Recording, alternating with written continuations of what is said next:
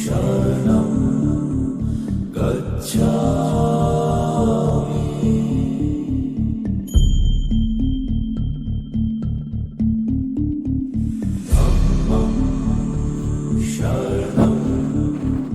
साथियों, हम इस वक्त व्यवहार पर्वत पर हैं। पर्वत की जो श्रृंखलाएं होती हैं वो अलग अलग रेंज में डेवलप होती हैं, इसलिए एक ही पहाड़ी को, ये राजगीर की पहाड़ी है, लेकिन इसमें जो छोटे छोटे खंड हैं उसको पर्वत के नाम से या उसकी श्रृंखला के रूप में याद किया जाता है। वैसे ये रेंज राजगीर का रेंज है, लेकिन ये जो पर्वत है ये व्यवहार है। साथियों, जो चबूतरा आपको दिखाई दे रहा है, प्रथम बौद्ध संगीति यानी व्यवहार पर्वत, बिहार के व्यवहार पर्वत, राजगीर के व्यवहार पर्वत के सप्तपदी गुफा में प्रथम बौद्ध संगीति राजा अजातशत्रु के समय पर हुई, जो यहीं के मगध साम्राज्य के राजा थे। साथियों, ये जो चबूतरा आपको दिखाई दे रहा है, यहाँ पर बैठ करके कभी आनंद, राहुल, उपाली, महाकश्यप, मोग्गलायन, सारिपुत्ता, तमाम बौद्ध भिक्षु यहाँ पे रह करके ध्यान साधना लगाते थे। 7 महीने तक जो बौद्ध संगीति चली थी उसमें त्रिपिटक साहित्य की रचना हुई थी, जिसमें सुत्तों का संगायन आनंद ने किया था और विनय पिटक का जो संपादन है उपाली ने किया था, और प्रथम बौद्ध संगीति की अध्यक्षता महाकश्यप ने किया था। और यहाँ पे रहने खाने पीने की जो सुख सुविधाएं हैं उसको करवाया था सम्राट अजातशत्रु ने। साथियों, ये पहाड़ी आप इधर देख सकते हैं, उसके पहाड़ी के जस्ट बगल में बना हुआ जो एरिया है, ये कॉरिडोर नुमा जो आपको दिखाई दे रहा है, ये चबूतरा जो है, टेरिस जो है, ये टेरिस आज का नहीं है, ये 2500 साल पुराना है। तो साथियों, आप इसकी प्राचीनता को देख सकते हैं कि ये कितना ज़्यादा प्राचीन है। और यहाँ से जब इसके आप ढलान को देखते हैं तो ढलान अपने आप में जो है बहुत ज़्यादा है। यहाँ पे एक क्या नाम है, गर्म पानी का कुंड भी है जो आप देख सकते हैं। ह्वेन-त्सांग ने अपनी भारत यात्रा विवरण में उस गर्म पानी के कुंड का भी वर्णन किया है, और व्यवहार पर्वत का वर्णन पूरे प्राचीन भारत के इतिहास में पढ़ाया जाता रहा है। तो साथियों, यहाँ पे आप देख सकते हैं इसमें जो ईंटें लगी हुई हैं, ये ईंट जो है कपिल वस्तु में लगी हुई ईंटों के सादृश्य हैं। साथियों, आप इस ईंट को देख सकते हैं, ये चौकोर ईंट है, आयताकार ईंट है, रेक्टेंगुलर ईंटें हैं। और इन ईंटों को जब मैं देख रहा हूँ तो कपिल वस्तु के में जो लगे हुए स्तूप की जो ईंटें हैं और नालंदा के विश्वविद्यालय में लगी हुई जो ईंटें हैं बिल्कुल समान है। यह पनपथुआ ईंट है। साथियों, इसमें चार बड़े बड़े स्थल दिखाई दे रहे हैं।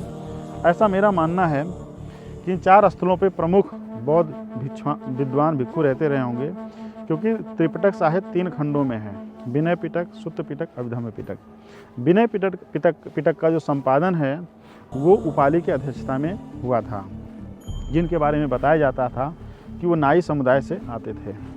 तो साथियों, ये अध्यक्ष का पद रहा होगा, ये बैठने की जगह रही होगी, क्योंकि ये जगह सबसे आगे है और ये थोड़ी सी ऊंची भी है। तो यहाँ महाकश्यप बैठते रहे होंगे, क्योंकि प्रथम बौद्ध संगीति की अध्यक्षता उन्होंने की थी। यहाँ पे आनंद बैठते रहे होंगे, वहाँ पे उपाली बैठे रहे होंगे, उसके बगल में राहुल या सारिपुत्र या मोग्गलायन बैठे रहे होंगे। तो सारिपुत्र को धम्म सेनापति भी कहा जाता था। तो मेरा ऐसा मानना है, मैं जो अंदाज़ा लगा पा रहा हूँ इतिहास के दृष्टिकोण से, ये महाकश्यप की जगह है, ये उपाली की जगह है, बीच वाला आनंद की जगह है, और उसके साइड वाला जगह सारिपुत्ता की जगह, जिनको धम्म सेनापति कहा जाता था। राहुल को दीक्षित करने वाले भगवान बुद्ध के जो पुत्र थे, यानी सिद्धार्थ गौतम के जो पुत्र थे वो राहुल थे, उनको दीक्षित जो किया था वो सारिपुत्र ने किया था। और एक चरवाहे बच्चे को भगवान बुद्ध ने जिससे कुश लेकर के बोधि वृक्ष के नीचे बैठने का आसन बनाया था, वो श्वासित था, उसको भी सारिपुत्र ने ही दीक्षित किया था। तो साथियों, भगवान बुद्ध ने कहा था कि मैंने जो दर्शन आप तमाम भिक्षुओं को दिया है, वो उसके आधार पे आप किसी को धम्म में दीक्षित कर सकते हैं। साथियों, ये चट्टान बहुत मजबूत है, और ह्वेन-त्सांग ने अपनी यात्रा विवरण में इस बात की चर्चा किया है कि ये पहाड़ सूखे हैं, निर्जन पहाड़ है। यहाँ पे आप बहुत बड़े पेड़ नहीं देखेंगे। निर्जनता इस तरह से है कि यहाँ पे कुछ कटीली झाड़ियाँ थोड़ी बहुत हैं और बाकी उस तरह से पेड़ लगे हुए हैं। और ये ग्रेनाइट चट्टान है। चट्टानें कई तरह से होती हैं, जब आप शैलों के बारे में पढ़ेंगे तो हमारे बौद्ध भिक्षुओं ने इस चट्टानों पर रह करके जो ध्यान लगाया वो पूरी दुनिया के लिए एक महान ज्ञान की खोज की तरह रही, जो पूरी दुनिया में फैलाया।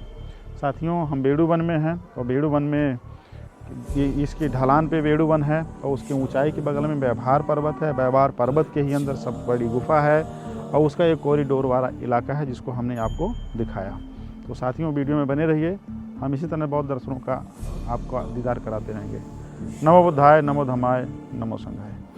ये आप देख रहे हैं इधर राजगीर साम्राज्य का ये जो इलाका है, इधर पहले किले हुआ करते थे, लेकिन अभी जो है किले नहीं हैं, अभी ये मैदान में सिमट गए हैं। लेकिन साथियों, ये पवित्र गुफा जो है कितनी ज़्यादा पवित्र है कि यहाँ से हमारे बौद्ध विद्वानों ने, बौद्ध भिक्षुओं ने जिन ग्रंथों की रचना की, आज पूरी दुनिया में वह त्रिपिटक साहित्य पढ़ा जा रहा और पढ़ाया जा रहा है। साथियों, आपको हम थोड़ा सा इस गुफा का दर्शन कराना चाहेंगे।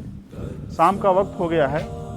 साथियों, ये गुफा जो है अपने शांति के लिए जाना जाता है, अपनी पवित्रता के लिए जाना जाता है। इस गुफा के अंदर हमारे 500 बौद्ध भिक्षु, विद्वान अरहत भिक्षु यहाँ पे निवास करके जो है 7 महीने लगातार त्रिपिटक साहित्य की रचना करते रहे हैं। साथियों, ये गुफा कितना संकरा है। इधर अंदर आते ही जो है, जब हम इसके अंदर आ रहे हैं, मुझे मोबाइल जलाना पड़ेगा क्योंकि यहाँ पे कुछ जीव जंतुओं की भी आवाज़ आ रही है। साथियों देखिए, ये संकरा जो देख रहे हैं साथियों, जो है नमो बुद्धाय इस सरजमी को, जहाँ पे हमारे बौद्ध भिक्षु रह करके जो है इसमें तपस्या किए। साथियों, जो है इस गुफा के अंदर जब हम आ रहे हैं, तभी काफ़ी अंदर तक जो है ये गुफा को जो है दिखाई पड़ रही है। साथियों देखिए, जो है ये गुफा के अंदर चिराग जल रहा है। साथियों, जब ये चिराग आप देख रहे हैं, तो चिराग ये जल रहा है। भगवान बुद्ध ने जिस चिराग को जलाया था, जिस चिराग को हमारे बौद्ध भिक्षुओं ने जलाया था, अरहत विद्वानों ने जलाया था, वह चिराग अभी भी जल रहा है। साथियों, ये चिराग जो है अपनी सिंबॉलिकता के लिए भी जाना जा रहा है। और ये जो गुफा है, मैं इस पवित्र भूमि को नमन करता हूँ, क्योंकि बौद्ध दर्शन जो पूरी दुनिया में गया, उसको आम लोगों ने से ज़्यादा उन महती विद्वानों की भूमिका है जो यहाँ पर रह करके 7 महीना तक इतने विशाल पर्वत पर, इतनी ऊंचाई पर रह करके इन्होंने तपस्या किया है। साथियों, हमारे कैमरामैन थोड़ा सा ऊपर दिखाना चाहेंगे कि यहाँ पे देख सकते हैं साथियों, ये कितनी पवित्र गुफा है। भगवान बुद्ध का इतिहास है, सम्राट अशोक का इतिहास है, बिंबसार का इतिहास है, और दुनिया में बहुत सारे लोग हैं जो अपने पाखंड को इतिहास बताना चाहते हैं, लेकिन बौद्ध दर्शन अपने पाखंड को नहीं, अपने अतीत को, अपने इतिहास को ही इतिहास बताना चाहता है। भगवान बुद्ध तो नहीं थे, उनके महापरिनिर्वाण के बाद इस गुफा में लोगों ने ध्यान साधना लगाना शुरू किया था, त्रिपिटक साहित्य को संचालित किया था। इसमें महाकश्यप थे, आनंद थे, महानाम थे, सारिपुत्र थे, मोगलायन थे, उपाली थे, आनंद थे। इसमें बहुत सारे प्रमुख भिक्षु रहे हैं जिन्होंने यहाँ पे रह करके ध्यान साधना किया है। तो साथियों, ये ध्यान साधना के लिए जाने वाला ये जो गुफा है, ये अपनी प्राचीनता को समाये हुए है। आज यहाँ पे जो सन्नाटा पसरा हुआ है, मैं इस वीडियो के माध्यम से तमाम बौद्ध राष्ट्रों से निवेदन करता हूँ, भारत जब भी आएँ इस गुफा को देखने के लिए ज़रूर आएँ, और भारत में बौद्ध धर्म को फैलाने वाले जो विद्वान, जो भिक्षु, जो उपासक उपासिकाएँ लगे हुए हैं, इस गुफा का दर्शन जरूर करें। बौद्ध धर्म के पुनरुत्थान के लिए यह बहुत ज़रूरी है कि यहाँ पर लोग आकर के यथा स्थिति का जायज़ा लें और अपनी महत्वपूर्ण भूमिका निभाएं।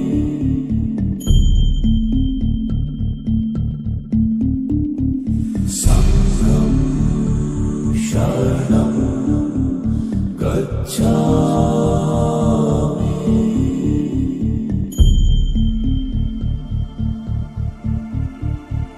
बुद्धं शरणं गच्छामि।